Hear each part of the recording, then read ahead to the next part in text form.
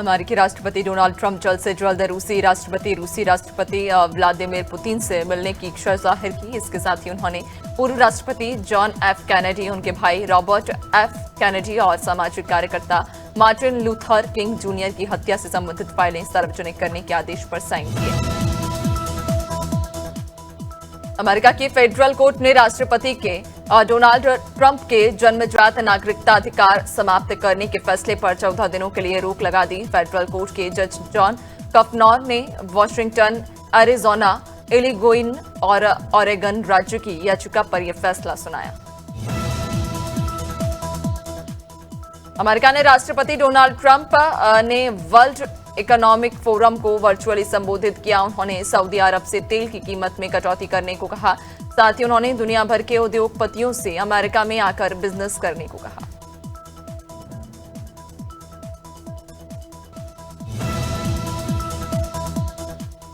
Saudi अरब के crown Prince Mohammad बिन सलमान ने Donald Trump से बातचीत कर उन्हें दोबारा राष्ट्रपति बनने की बधाई दी। क्राउन प्रिंस ने ट्रंप से कहा कि सऊदी अरब अमेरिका में अगले 4 साल में 52 लाख करोड़ का निवेश करने को तैयार है। प्रिंस सलमान ने कहा कि अगर परिस्थितियां अनुकूल रहीं तो यह निवेश और बढ़ भी सकता है।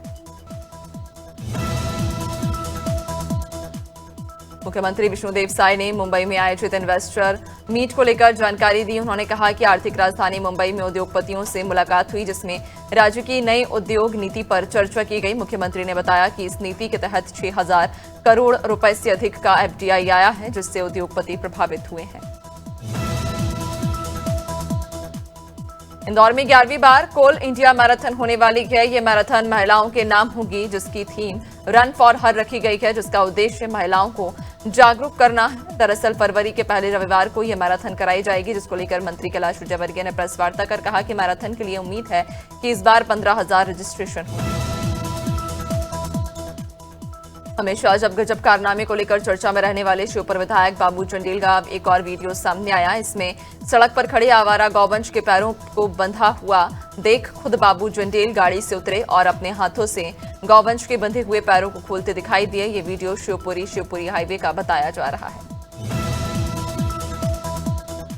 धमतरी के नगर पंचायत में अध्यक्ष पद अनारक्षित होने पर भाजपा और कांग्रेस समेत विभिन्न दलों ने संभावित दावेदारों की सूची तैयार कर ली है। इस बीच साहू समाज ने दोनों प्रमुख दलों से अपने समाज के दावेदार को अधिकृत प्रत्याशी बनाने की मांग की। समाज ने चेतावनी दी है कि पूरी मांग पूरी न होने पर वे अपनी रणनीति तय करेंगे और इसके लिए प्रेस नोट भी जारी किया है।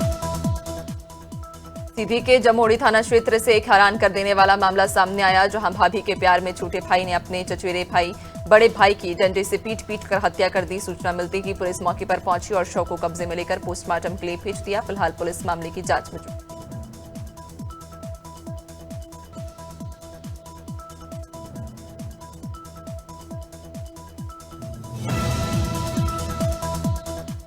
बहराइच में प्रेमी से नाराज युवती ने कप्तान ऑफिस में जहर पी लिया। आनंद फानन में युवती को मेडिकल कॉलेज में भर्ती करवाया गया, जहां पर उसकी हालत खतरे से बाहर बताई जा रही है। पीड़िता मनीषा ने पुलिस को बताया कि प्रेमी जितेंद्र वर्मा ने उसके साथ मंदिर में शादी की थी, लेकिन अब जब मनीषा पत्नी बनकर ससुराल जाना चाहती है। फिलहाल पुलिस पूरे मामले की जांच कर रही है।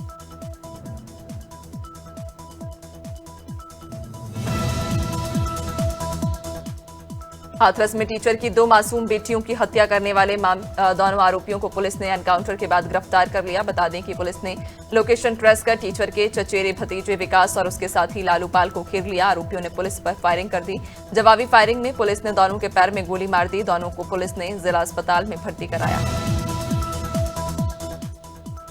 ग्वालियर में एक महिला डॉक्टर को शादी का झांसा देकर दोस्त ने दुष्कर्म किया। घटना हाटीपुर थाना क्षेत्र की। शादी का सपना दिखाकर पिछले 10 सालों से आरोपी डॉक्टर का शारीरिक शोषण करता रहा। बता दें कि आरोपी पहले से शादीशुदा है और उसके 2 बच्चे भी हैं। उसने ये बात पीड़िता से छिपाई रखी। फिलहाल पुलिस ने दुष्कर्म का मामला दर्ज कर आरोपी की तलाश शुरू कर दी है। उमरिया के कुदारी टोला के शासकीय प्राथमिक शाला की छात्राओं ने शिक्षक पर छेड़छाड़ का आरोप लगाया। इसे लेकर परिजनों और स्थानीय ग्रामीणों ने शिक्षक के खिलाफ कार्रवाई की मांग की है और मुख्यमंत्री हेल्पलाइन पर भी लिखित शिकायत की। मामले की गंभीरता को देखते हुए एएसपी प्रतिपाल सिंह महोबिया ने आरोपी के खिलाफ कार्रवाई के आदेश दिए। रांची में अपराध नियंत्रण के लिए पुलिस ने नाइट कॉम्बिंग अभियान चलाया। इस दौरान पुलिस ने 7 साल से फरार आरोपी समेत 10 वारंटियों को गिरफ्तार किया। बता दें कि पुलिस अधीक्षक दीपक कुमार शुक्ला ने नाइट कॉम्बिंग अभियान चलाने के निर्देश दिए थे।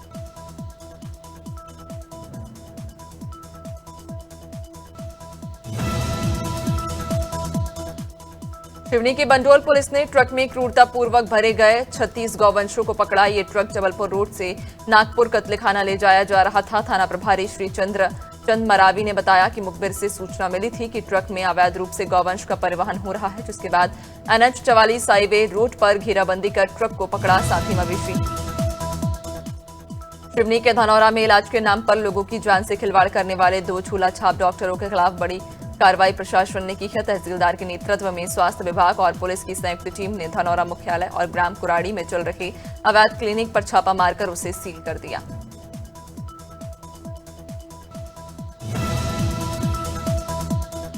हरदोई में लाखों की चोरी करने वाले 4 शातिर चोर और चोरी के माल के एक खरीदार को पुलिस ने गिरफ्तार किया। चोरी में शामिल 5 शातिर चोरों को पुलिस अभी भी तलाश कर रही है। दरअसल बीते 5 जनवरी को कछौना में एक ज्वेलरी की दुकान में लाखों के जेवरात की चोरी हुई थी। चोरों के पास से लगभग 4 किलोग्राम चांदी और 7.5 ग्राम सोना बरामद हुआ।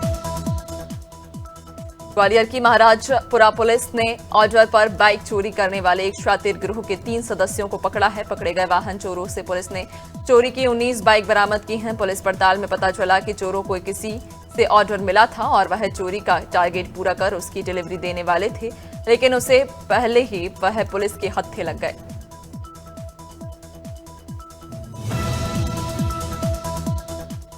उज्जैन जोन के 7 जिले नीमच, मंदसौर, रतलाम, उज्जैन, आगर मालवा, देवास, शाजापुर के कई थाना क्षेत्रों में जब्त किए गए मादक पदार्थ को नष्ट किया गया। सभी थानों में जब्त की गई 8,600 करोड़ की 78 टन ड्रग्स का नीमच की विक्रम सीमेंट फैक्ट्री में नष्टीकरण किया गया है। कार्रवाई के दौरान आईजी उमेश कुमार योगा, डीआईजी मनोज कुमार सिंह समेत बड़ी संख्या में पुलिसकर्मी मौजूद रहे। ग्वालियर शहर में जापानी एन्सेफेलाइटिस का पहला मामला सामने आया है। 15 साल की नाबालिग को तेज बुखार, उल्टी और सिरदर्द के लक्षणों के बाद ग्वालियर के सरकारी अस्पताल में भर्ती कराया गया। डॉक्टरों ने ब्लड सैंपल जांच के बाद जेई की पुष्टि की। नाबालिग की हालत गंभीर बताई जा रही है और वह कोमा में चली गई है। लखनऊ के किसान पथ पर इंदिरा नहर के पास 3 वाहनों की टक्कर हो गई, जिसमें 4 लोगों की मौत हो गई है और अन्य 7 लोग घायल हो गए। घटना को लेकर अपर पुलिस उपायुक्त पूर्वी पंकज सिंह ने बताया कि एक ट्रक और 2 गाड़ियों के बीच ये हादसा हुआ। एक गाड़ी में 9 लोग सवार थे, जिनमें से 6 गंभीर रूप से घायल हो गए हैं। लखनऊ में Uttar Pradesh state institute of forensic science ने साइबर क्राइम अवेयरनेस को लेकर नुक्कड़ नाटक का आयोजन किया। इस कार्यक्रम में मुख्य अतिथि के रूप में पुलिस भर्ती बोर्ड और विजिलेंस के डीजी राजीव कृष्णा शामिल हुए। इस दौरान उन्होंने साइबर क्रिमिनल से लड़ने और उनसे निपटने की योजनाओं की जानकारी दी।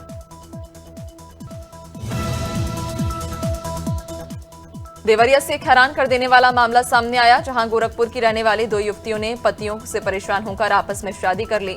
दोनों युवतियों ने रुद्रपुर के नाथ बाबा मंदिर में आपस में शादी रचाई। पत्नी बनी कविता ने बताया कि उन दोनों की दोस्ती इंस्टाग्राम से हुई है।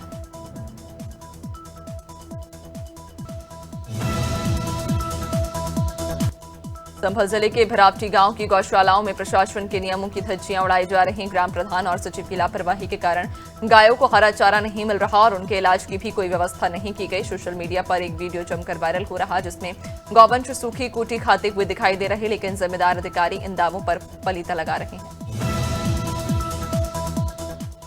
कानपुर में मुख्य विकास अधिकारी लक्ष्मी नागपप्पन ने ग्राम पंचायत ज्योतिष में निर्माणाधीन आंगनवाड़ी केंद्रों का निरीक्षण किया। जांच में मानक विहीन सामग्री का इस्तेमाल और मनरेगा कार्य के तहत मास्टर रोल का न बनवाना पाया गया। इसके बाद सीडीओ ने ग्राम प्रधान दीपक यादव को हटाते हुए उनके वित्तीय अधिकार सीज करने का आदेश दिया।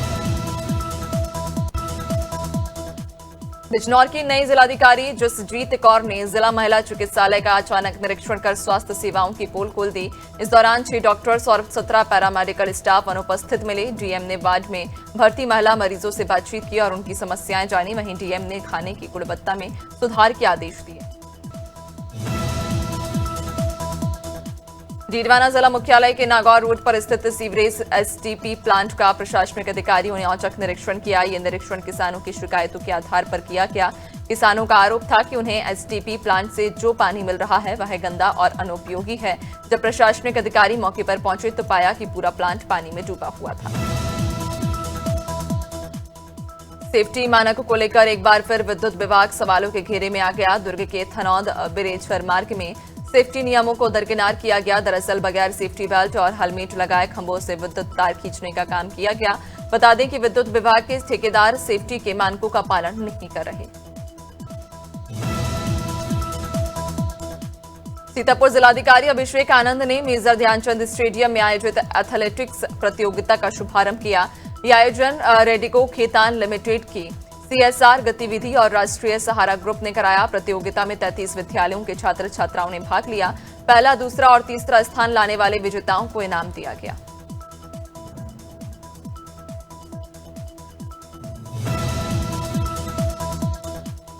भगवानपुरा के शासकीय उत्कृष्ट स्कूल में वीरांगना रानी दुर्गावती के 500वीं जयंती को प्रेरणा उत्सव के रूप में मनाया गया, जिसमें ग्वालियर से आए कलाकारों ने रानी दुर्गावती की संपूर्ण जीवन गाथा को मंच पर कई कलाकृतियों के माध्यम से दर्शकों को बताया।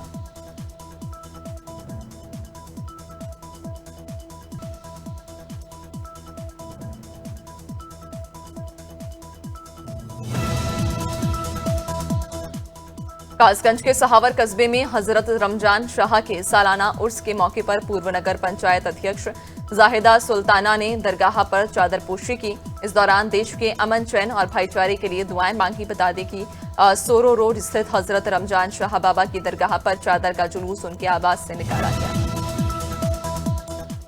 हफ्ते के आखिरी कारोबारी दिन आज सेंसेक्स 250 अंक से ज्यादा की तेजी के साथ, इसके साथ ही सेंसेक्स 76,770 के स्तर पर कारोबार कर रहा।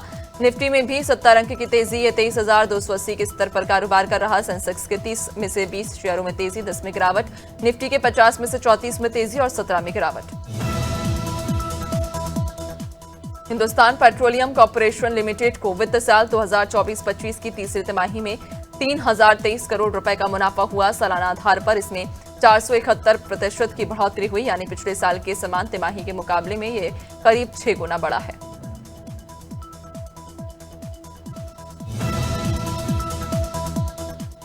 केंद्र सरकार ने ओला और उबर को नोटिस जारी किया। ये नोटिस आईफोन और एंड्रॉइड पर दिखाए जा रखे अलग अलग कीमतों के संबंध में भेजा गया। कैब एग्रीगेटर्स ओला और उबर को नोटिस जारी कर सरकार ने इनसे जवाब मांगा है। केंद्रीय मंत्री प्रहलाद जोशी ने सोशल मीडिया प्लेटफॉर्म एक्स पर पोस्ट कर इसकी जानकारी दी है।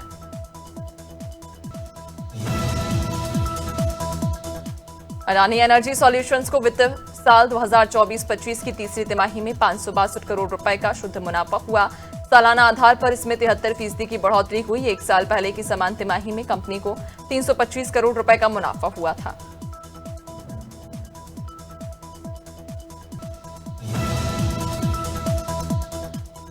मारुति सुजुकी इंडिया ने कीमतों में बढ़ोतरी की घोषणा की। यह बढ़ोतरी कंपनी के लाइनअप के सभी मॉडल्स पर अलग अलग नई कीमतें 1 फरवरी 2025 से लागू होंगी। मारुति ने बताया कि कीमतों में 1,500 रुपए से लेकर 32,500 रुपए तक का इजाफा किया जाएगा।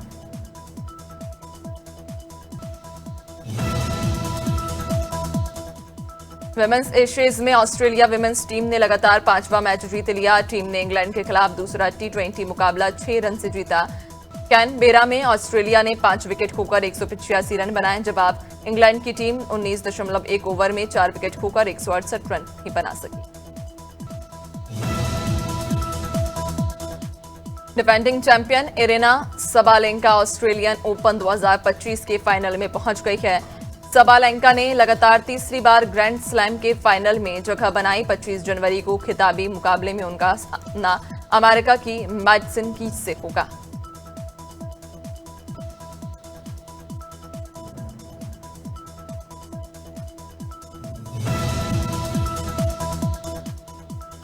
मैरीलेबोन क्रिकेट क्लब ने अपने नए सलाहकार बोर्ड वर्ल्ड क्रिकेट कनेक्ट में आईसीसी अध्यक्ष जय शाह को शामिल किया।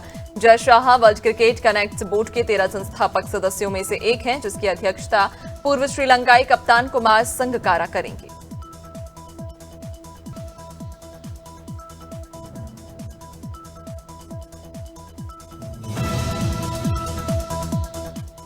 भारत के पूर्व बल्लेबाज वीरेंद्र सहवाग ने इंस्टाग्राम पर पत्नी आरती को अनफॉलो कर दिया। इसके बाद सोशल मीडिया पर उनके तलाक की खबरें तेज हो गईं। जानकारी के मुताबिक परिवार के करीबी सूत्रों का कहना कि दोनों कई महीनों से अलग रह रहे हैं और तलाक की संभावना है।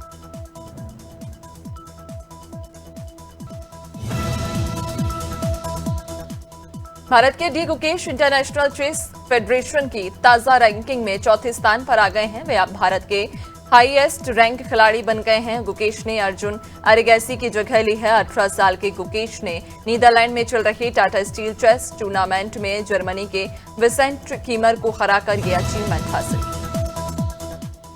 97 ऑस्कर अवार्ड्स के नॉमिनेशन की अनाउंसमेंट हो गई है। हिंदी भाषा में बनी इंडियन अमेरिकन फिल्म अनुजा को best live action short film category में जगह मिली। अनुजा को प्रियंका चोपड़ा और गुनीत मुंगा ने मिलकर प्रोड्यूस किया। 180 में से सिर्फ 5 ही फिल्में इस कैटेगरी में नॉमिनेटेड हुई।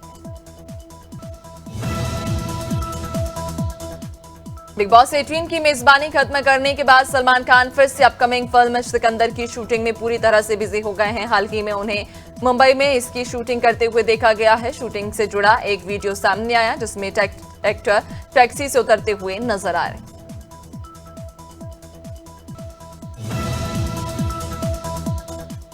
अक्षय कुमार, जो हाल ही में कई बायोपिक्स का हिस्सा रहे, उन्होंने अब इतिहास की किताबों को लेकर अपनी राय दी। एक्टर ने कहा कि स्कूल की किताबों में कई नायकों की कहानियां नहीं मिलती जो हमारे इतिहास का अहम हिस्सा। उन्होंने आगे कहा, कई चीजें ठीक करने की जरूरत है।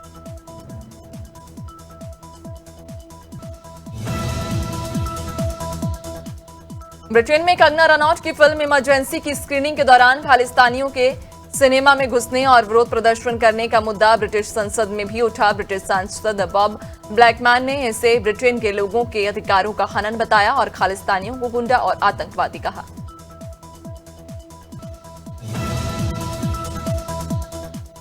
राजस्थान में शुक्रवार हुई बारिश के बाद सर्दी बढ़ गई है। जयपुर, सीकर, चूरू समेत उत्तर पूर्वी राजस्थान के शहरों में गुरुवार दोपहर से सर्द हवा चलने लगी।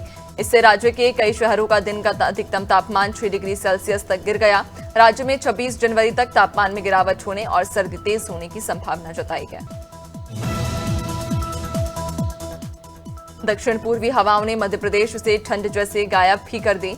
गुरुवार को जबलपुर, खरगोन, खंडवा समेत 7 शहर ऐसे रहे जहां दिन का तापमान 30 से 31 डिग्री सेल्सियस के पार पहुंच गया। वहीं रात के पारे में भी 16 डिग्री जो तापमान दर्ज किया गया है। पिछले 6 दिन से ऐसा ही मौसम, हालांकि शनिवार से मौसम फिर बदल सकता है। छत्तीसगढ़ के ज्यादातर जिलों में दिन का पारा नॉर्मल से 5 डिग्री ज्यादा। इसके चलते दिन में अचानक गर्मी बढ़ गई। मौसम विभाग के मुताबिक 24 घंटे बाद ही इसमें कुछ बदलाव हो सकता है। प्रदेश में रायपुर सबसे गर्म रहा। यहां पारा 34 डिग्री के भी पार चला गया।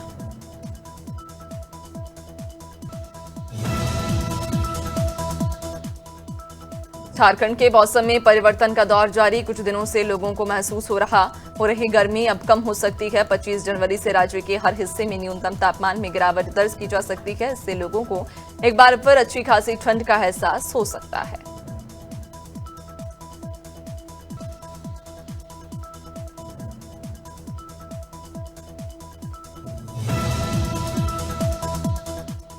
उत्तर प्रदेश में ठंड का सितम जारी। जनवरी महीने के अंतिम सप्ताह तक यूपी वासियों को ठंड से निजात नहीं मिलने वाली है। बीते कुछ दिनों में ठिठुरन से थोड़ी राहत जरूर मिली। प्रदेश के कई जिलों में हल्की बारिश होने के आसार, जिसके बाद एक बार फिर से कड़ाके की ठंड पड़ेगी।